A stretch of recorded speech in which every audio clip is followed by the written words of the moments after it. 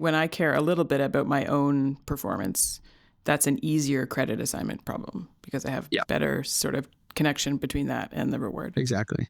Yeah. Help! I'm going to use this information in my personal life. I'm not a lazy agent. Oh, It's well. just the signals are not strong enough. Welcome, David. It's fantastic to have you here today. Thanks for coming, David. We're excited to talk to you. Thanks for having me. Very excited to be here. Just tell us a little bit about yourself. I'm a senior research scientist with the Chicago Blackhawks, and I'm a PhD grad of the University of Waterloo. I think there are a lot of people in the world who would be very jealous of that job title. Yeah. It probably depends on what communities I'm talking to at different conferences, but even at like larger AI conferences, I do come across quite a few people who are massive sports fans. Yeah. If anything, I hope by the end of this podcast, listeners, even if you're not big sports fans, you kind of realize that a lot of the problems that we do deal with in sports are essentially the same problems across like broader areas of multi-agent research and just reinforcement learning research in general. Absolutely. And actually, that's one of the reasons we are so excited for this, because I mean, the hockey angle is very, very cool. But the more I kind of learned about what you were doing, the more I was like, wow, this seems to be relevant to almost everything. Yeah. So I'm really excited to kind of jump in on that. But to start us off, I mean, you had mentioned that you work in multi-agent reinforcement learning, but can you talk a little bit about like what interested you in there and how you kind of started exploring that area? When I went to Waterloo, I was interested in AI generally. My undergraduate thesis was basically a deep learning project, but I didn't quite know exactly the subfield of AI that I was interested in. One of my advisors, Kate Larson, broadly researches multi-agent systems. She had co-authored a paper, kind of a larger position paper, that in my first few years of my PhD, it was all revolved around the area of cooperative AI. And that paper really stuck with me. And I started to read a lot about work being done in cooperative AI. And it's a massive field with tons of different problems and environments and stuff. But I was really drawn towards this idea of how agents can learn to cooperate in settings where maybe the short-term incentives are not to cooperate. And it's a really challenging problem. And a lot of work that was, obviously there's like game theoretical background to a lot of these problems, but a lot of the work that was currently being done in AI by groups adjacent to our lab were all in reinforcement learning. And so that sucked me into the world of reinforcement learning. And then, the more I read in that area, the more I just kind of got immersed and really enjoyed the topic. What was it about reinforcement learning that really captured, like you said, you got immersed in it? I think it's the idea of learning how to act in an environment from something as simple as a reward signal. A reward signal seems simple, but it can be very complex, especially in multi-agent settings. That was kind of the theme of my graduate research, was about teams of agents and how teams of agents can learn to work together. What makes a successful team? Essentially, like if you have a team of agents working in one of these challenging environments where there's all these different incentives, how can agents essentially start from being random, learn to be efficient, and in some cases, learn behavior that is better than anything that humans could encode in some of these really complex environments. So yeah, I just found that evolution process really interesting. When you're talking about these sports settings, what does the data actually look like? In hockey, specifically, and this is the same around other invasion style sports, we typically get two types of in-game data. We get something called event data, which records coordinates on the ice of things like a pass. There was a pass by player A that came from this coordinate. It'll record the time of the game, the score, stuff like that. And then it'll record where the reception was. But you really don't get any view of where any of the other players are on the ice. There's a lot of the state that is just kind of like abstracted away. You mentioned an invasion sport. So just so I understand like what that is, what does that mean? Invasion games are where you have two teams and they're trying to invade the other team's territory to score points. So invasion games are like ice hockey, soccer. Okay. So like where each team has like an end or a side or something like that. Yeah, exactly. Yeah. Why is that distinction important? Like what changes in the dynamics between the two? Yeah, good question. So the thing that we really tried to emphasize was, I don't know if you guys are familiar with Moneyball. Yes. As a book. I was wondering if that would come up today.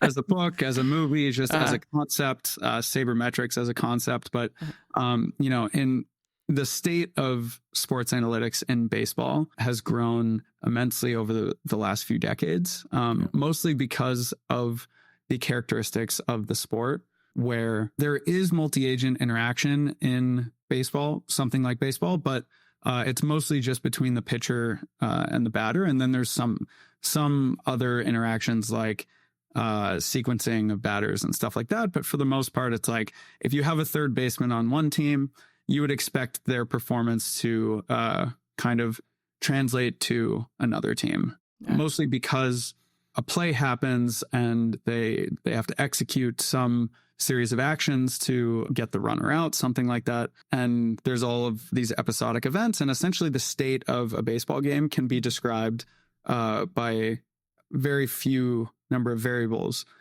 compared to something like an invasion game, where if you think about a hockey game, the state of a hockey game is very hard to describe a lot of the time. Getting back to the data types that we were talking about, in invasion games, it's not really about measuring the execution of players, but it's about measuring the decisions that players make. Right. And so I think this is where it comes full circle, tying back to reinforcement learning, in that RL is, it's a decision-making science. Like, we understand how agents learn to make decisions in these environments. And there's various reward functions and value functions that agents learn and stuff. And in invasion games, the action space and state space is so much bigger compared to striking games that, I think it really has lagged behind sports analytics and striking games because the game is so much more complex in terms of how to represent it in models, in terms of how to represent the strategy spaces, stuff like that. And so we're just starting to get this type of data that can help us get more clarity into how to represent the game. It also strikes me that there'd be a lot more in the way of like interactions too, because like you had mentioned with baseball, you're hitting the ball, someone's catching it, but if it's going to the outfield, whatever the pitcher's doing after the ball's in the air maybe isn't as important.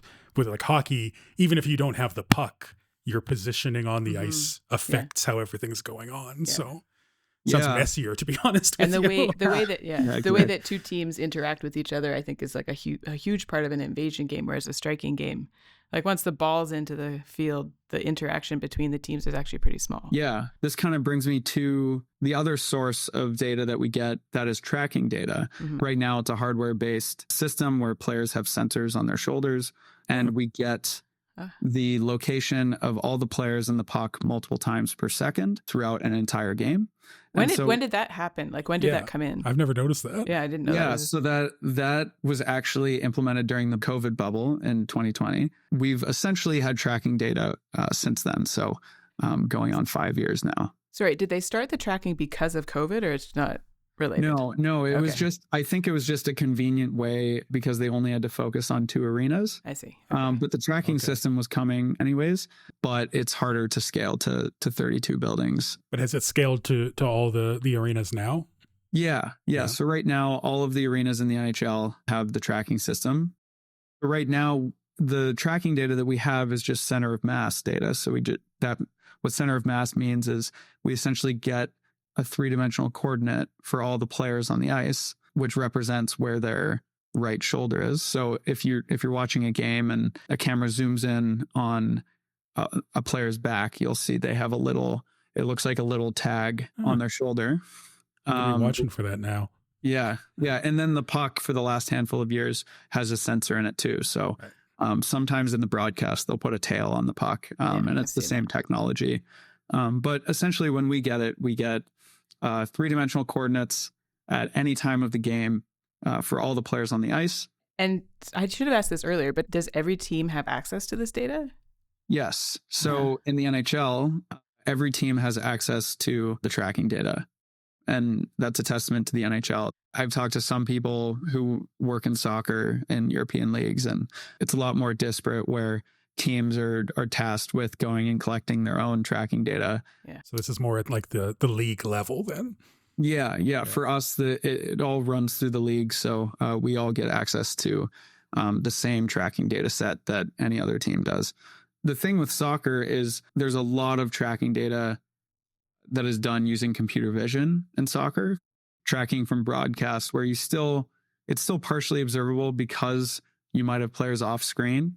But there's a lot of really interesting work. The DeepMind Liverpool project released a paper a few years ago about imputing player actions and player behaviors when they're off screen based on when you lose them and when you get them back on the screen. And so there's a lot of research in terms of general computer vision research, and then also some form of imitation learning on top of that. Okay, and so you've had this tracking system in place for a couple of years.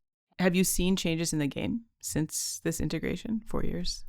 I don't know if there's been tactical changes in the game over those handful of years, but it makes it very easy to observe differences between teams and differences between playing styles. You can see it when you're watching the game, but it's also interesting to see it in the data when you deploy a model and then you roll everything up and you can actually see changes from team to team. But I guess like the point of this, I assume, is to make changes to the actual team itself, how the team plays. There must be some tactical reason for doing this. So you haven't seen changes yet, but do you think there will be changes? Like what do you think will happen over the next 10 years because of this? So there's a few different reasons for sports analytics groups. There's obviously the tactical side where we've seen a shift in basketball where it's based on the expected points of possessions. It's like, okay, we want to shoot more 3-pointers because they'll pay off in the end with higher expected points. So understanding tactical advantages is one.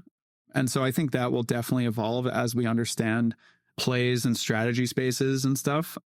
And at least if you think about success in reinforcement learning or success in AI in general, it happens a lot in board games where we have these strategy spaces that can be intransitive, meaning like there's a lot of these interesting cycles that can happen of different strategies that are deployed. So I think analytics groups are important for understanding tactical sides of sports and of teams, but there's also the player evaluation side, which is maybe more mainstream for sports analytics groups. So that's informing roster construction, drafting, stuff like that. And so for something like that, that's more in observational space where we observe how players behave in the game, and we have some system or system of models that help summarize their performance in games, performance in different situations. Yeah. Those are interrelated, obviously, because, some players behave certain ways in certain tactical systems.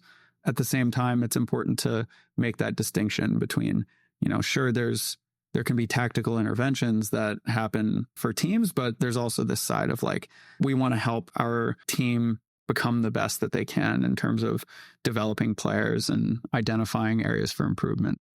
Obviously, we're talking professional sports. It's a very competitive environment. So I would imagine teams are kind of eager for any sort of advantage that they might be able to find. Yeah, we've really seen this in baseball over the last few decades where as the Moneyball revolution happened and teams started to realize that taking systematic data-driven approaches to making roster decisions or in-game decisions, every team has dozens and dozens of researchers and data scientists and engineers working in their front office. And there's probably like a different amount of respect for those teams. Like I could see before Moneyball, it'd be like, why are you statistician telling us how to play our game? Whereas now it's like, actually, you could see the utility. Just hearing about the technology that is being used in baseball games right now is just crazy. And I hope that it, that sort of stuff kind of bleeds into other sports because, it would be very cool to work with. So I wanted to get a little bit more into the actual like research part of what you're doing. So we have talked here on the podcast before about multi-agent systems and such, but you're working specifically when you're talking about teams working in a multi-agent environment. So I'm just curious, what are the different considerations, or what do you find that's different in that kind of research rather than agents that are working kind of individually in these environments?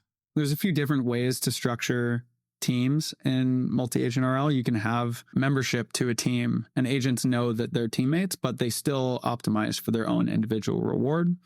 You can have agents optimize for some shared utility, so like a team utility, and they're acting individually but optimizing for that shared utility. Or you can have kind of one learning agent with control of the team, kind of like a more centralized view of the system. A lot of my research looked at when we had individual learning agents. They'd have their own observation, they take their own action. And then I would mess with the reward function in that they would either optimize for some shared utility of a group of agents in the environment. Sometimes we would modify how much they care about their team versus like their own utility that they would be getting from the environment versus like the welfare of the entire system. And so we got some really interesting results that indicated that oftentimes optimizing for a global welfare objective does not lead to the most reward, which is kind of counterintuitive. Yeah, that's what I would have thought that would be the best path, to be honest. Yeah. So in practice, when I was going through graduate school, I would read a lot of these papers, and a lot of the yardsticks for success that people would compare with was like, okay, we created a fully cooperative system and it achieved this much reward. Our system achieves this much reward, which is 90% of the fully cooperative system. And then there was also this discourse on so-called lazy agents in environments, which are agents that are part of a team or part of a group, and they don't necessarily learn to behave the most efficiently. So what my research really looked at was, okay, if we create subgroups within a population, what we end up getting is stronger feedback signals for agents to better do credit assignment for their actions. So you don't really end up, depending on the structure of the teams and the size of those teams, you don't really end up with a, quote, lazy agent, because the lazy agent is a side effect of an agent not really understanding that their actions aren't contributing to this global reward. Okay. So when you take the system, break it up into smaller subgroups, obviously depending on the dynamics of the environment, what we actually saw was that the mean population reward would actually overtake the fully cooperative system. And so these could either be teams that optimized for the shared team utility, and these were smaller teams, or these were larger teams where agents had some amount of self-interest in their reward function. So they had some signal of what they were doing that was also shared with this global objective. And why do you think that's helpful to have both of those?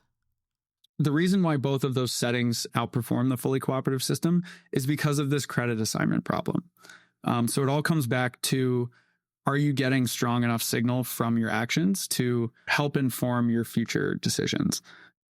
And so if you're in a fully cooperative system and the number of agents in this fully cooperative system approaches infinity, you're not going to have any information in the environment. You're just going to get the same reward for whatever actions you do. Whereas if you take the number of agents that you're sharing reward with or that you care about and you shrink that, then you get a stronger feedback signal.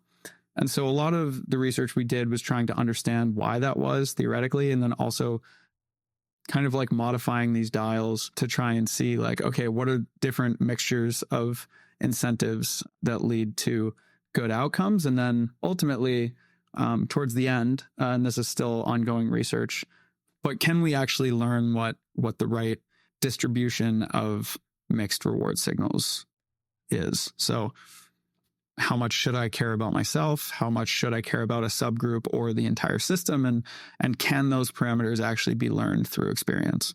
Mm-hmm. And so you're saying when I care a little bit about my own performance, that's an easier credit assignment problem because I have better sort of connection between that and the reward. Yeah, okay. Exactly. Yeah. This is help. I'm going to use this information in my personal life. I'm not a lazy agent. Oh, it's just the signals are not strong enough. Alana, that's the thing.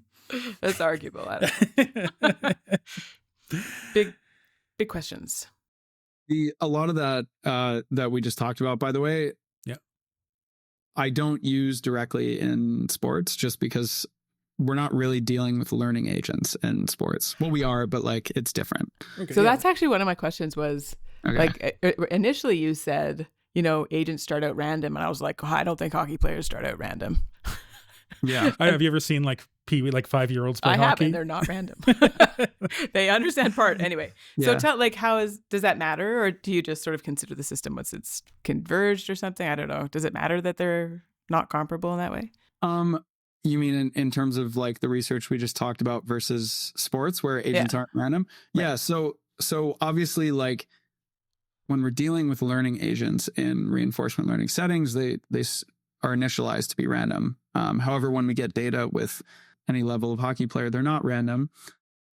But the general findings, what I've been able to adapt between my graduate work and my current job is the general findings about what makes efficient teams. We see in these reinforcement learning environments that agents reliably converge to complementary policies where one goes and does something in the environment and the other one goes and does something else in the environment. Because they have that shared reward signal, they can kind of spread out and try and maximize their joint reward function.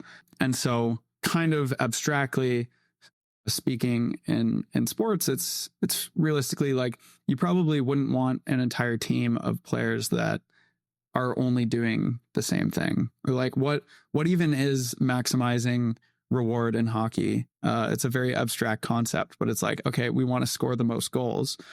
You don't necessarily, and I'm not speaking for how people build teams or anything, but it's like you probably don't want to just maximize players that only score goals. Mm-hmm. Yeah. Because ultimately all of these players are operating within a shared environment. We do get the reward signal for goals, but things lead up to those goals that are also important. So it's important to not just value things that give you immediate reward, but also learning a value function for taking actions in different parts of the environment.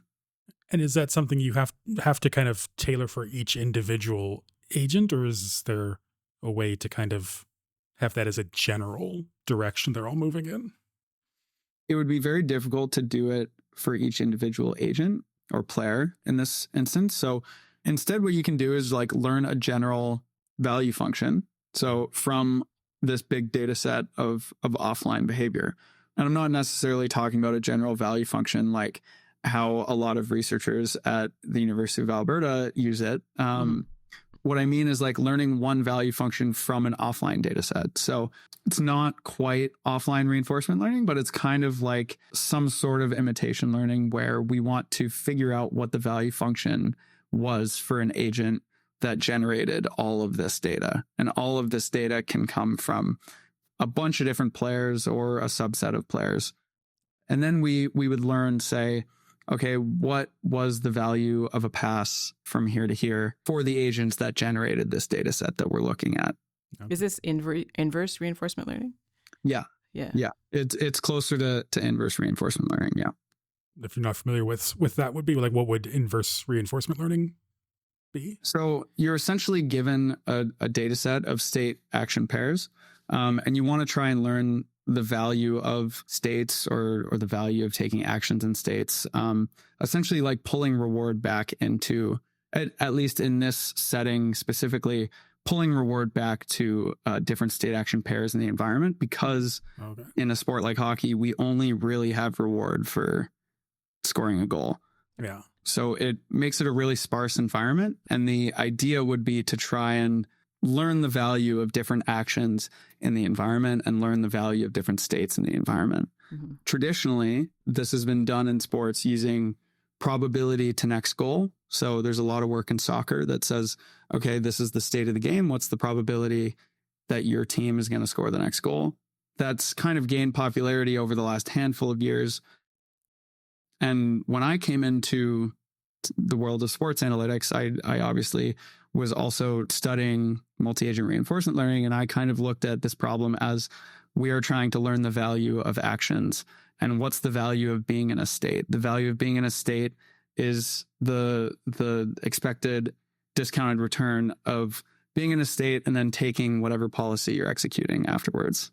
Okay. You had mentioned before, this cooperative work among teams, but I want to know, like, impact-wise, what do we find about how cooperating teams of agents work differently than just individuals? Is there like a marked difference between performance there? Do you mean how individual agents act differently than teams? Yeah, I guess so. We've talked a little bit about like how that happens, but I'm just kind of wondering at like the end result, do we find that the learning is different? Are there efficiencies there that might not be in a more individualistic mindset? Yeah, I should have probably began that whole part talking about the actual environment that all of my graduate research revolved in. And so in multi-agent systems, you can have, broadly speaking, 3 different types of environments. You can have purely cooperative environments where, agents are trying to cooperate and they get reward for cooperating. On the other side of that, you can have purely competitive environments that are zero sum. If you think about a game of Go or a game of chess, those are competitive environments. And then somewhere in the middle, there's mixed motive environments where agents have some positive joint utility for cooperating. But if you choose to defect on a population of cooperating agents, then you actually end up with more utility. What reinforcement learning agents learn is essentially the Nash equilibrium of these environments, which is to just defect, and then everyone defects and global welfare ends up being extremely suboptimal. So this is kind of like the main area of cooperative AI. There's a lot of these situations where agents have the short-term incentive to defect, and how can we make it so that they learn cooperation? So in a lot of these situations that I was talking about, we essentially see that if you are a single agent operating in this environment, the results are very bad, and you learn defection and global welfare. I just want to, defection in this scenario is what? Yeah, so it depends on the environment you're looking at, but the simplest environment, I guess, would be a repeated normal form game, 2 or n players or 2 players and 2 actions, and you could have the payoff matrix be like a prisoner's dilemma situation. So like the defection is when you serve your own goals rather than the global good. Yes, essentially. I wouldn't necessarily like bring cooperation and defection into the sports world directly. But I think what's really interesting in sports is that there are different types of players. Example, Nikita Kucherov is a very smart player that's very good at passing.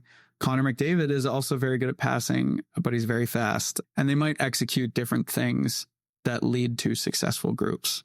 That's a really interesting contrast when we kind of talk about, you're talking about research and then applying it to like a real world team. Because if you're creating an agent from scratch, they're probably fairly similar to each other. Whereas with human beings, like you said, you got players that are good at certain things and have strengths and have weaknesses in other areas. So that really changes things, I would have to imagine, when you bring things into the real world.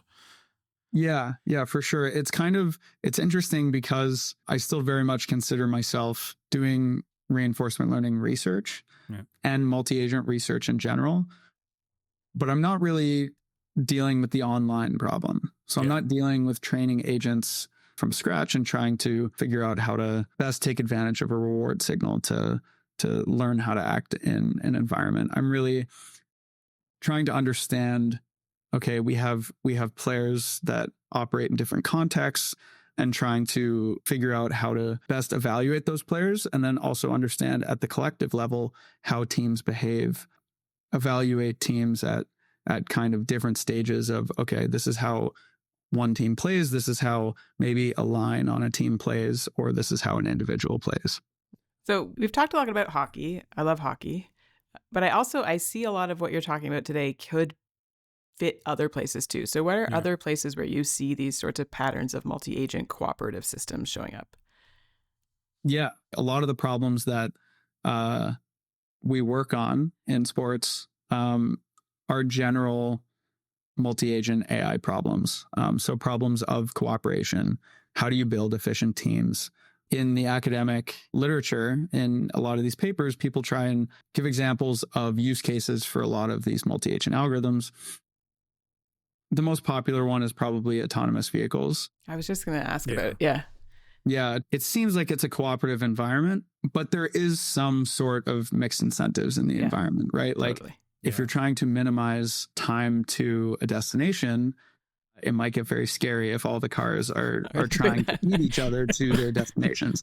So there's kind of like this multi-objective aspect to driving in general, where it's like, okay, we want to minimize time to a destination, but we also want to maximize safety. Right. And minimize speeding tickets. Exactly.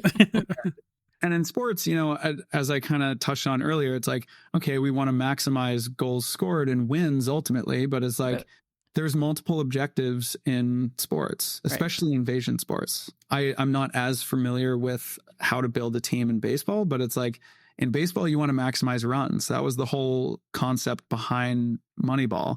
And in a sport like hockey, it's sure you want to maximize goals and maximize wins, but there's not one single way to do that. Yeah. And this kind of gets back at that intransitive strategy space that I touched on earlier, where it's like you can have a team that is really good in possession and scores really well off possession. And maybe you already have players that can do that, and you just need to bring in some other players to complement them. Or you can be a team that likes to dump the puck in, and you have players that are really good at forechecking and getting possession. And I mean, even if you find a system that really works against, you know, maximizes goals against one team, that doesn't necessarily mean it's going to work for the next team that you play. Exactly. Because they have their own style. Yeah. You might be really good at beating the best team in the league just because of this whole intransitive strategy space. But it might not scale to all the other teams in the league or in your division. And then you might not be a successful team at the end of the day. So yeah, there's a lot of different moving parts, but it's very much a multi-objective problem at the end of the day. Have you noticed aspects of strategy that weren't completely apparent until you started doing this modeling in any of the scenarios we've talked about? That's a good question. I think the main thing would be the distribution of complementary policies. So obviously it depends on the environment, but in some cases there are many different ways to get reward. In some cases it's just a simple two-state environment. There's one reward signal. It's very simple to figure out what the complementary policies are. But I think one thing I didn't quite expect is like there's different strategies of how to be complementary, and that the collective team can generate an efficient joint policy. And those individuals that make up that team can be efficient at their individual role, but the collection of that and the joint policy of that really leads to an effective team. Mm-hmm. In terms of sports, I think there's like a lot of ground in understanding the strategy space of sports. At the same time, you look at the strategy space of Go, and you know, it's 2 to the whatever possible board states. And it's like, I can't even imagine what the strategy space and possible states of a hockey game are. Yeah, it gets very complex. Obviously, I think there's tons to be discovered in the strategy space of sports that we don't know yet, but that it's an exciting area to research. So what I hear you saying is that a team is more than the sum of its parts. Exactly. Yeah. An efficient team. Yeah. Yeah. Good. So maybe to wrap up, like, do you have any plans for the future? Or anything you can tell us about what you're thinking about exploring next? Typically in sports analytics, the currency of a player is wins. Wins above replacement, or WAR, is a traditional metric that's used in baseball, in basketball, and hockey. And the thing that really interests me in invasion style sports is that players' performance really varies depending on who they play with. So we see this, not just the system that they're playing in, but also the players that they play with really impact how different players behave and how they perform and stuff. And so WAR is a really interesting concept in that you really want to boil down the performance of an individual player into a number. But one thing that I am really trying to understand is WAR in invasion games might be kind of like a latent variable that we observe based on how they perform in all of these different situations with different players, and what exactly war means in an invasion game where behavior and performance is so codependent on the environments that players are put in. That's interesting. Yeah, that's really fascinating. Well, David, thank you very much for joining us. This is a really great insight into an area of machine learning that, I honestly didn't know that much about, and it was really just exciting to hear you talk about it. Mm-hmm. So thank you very much. Yeah, it was great to have you. Yeah. Of course. Thanks for having me. This was fun.